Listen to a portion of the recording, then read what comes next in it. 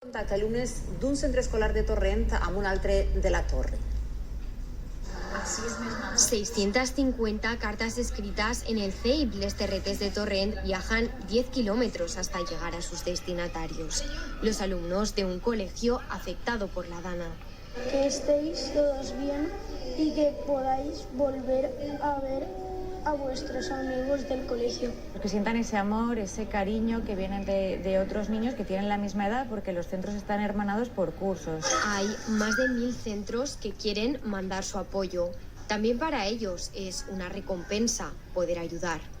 Tienen mucha ilusión por participar. Han visto que sus familias y sus vecinos han colaborado en todo momento con las personas que más lo necesitaban, y ellos también quieren manifestarlo y quieren ayudar. Más allá del voluntariado y el apoyo oficial.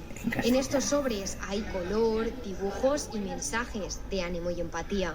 A los más pequeños sobre todo hicieron dibujos que pintaron, alguna que otra palabra de ánimo, y los demás niveles ya en primaria pues fueron ya redactando esos mensajes solidarios y de apoyo a estos niños.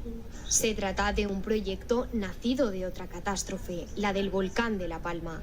Ahora, 3 años después, vuelve a ser necesario en Valencia. Es más importante escuchar a los niños, acompañarles, saber qué les pasa y qué necesitan antes que estar dando cualquier materia curricular que nos dice la ley. 31.000 escolares afectados de 91 colegios e institutos, que 3 semanas después de la tragedia intentan recuperar la normalidad educativa.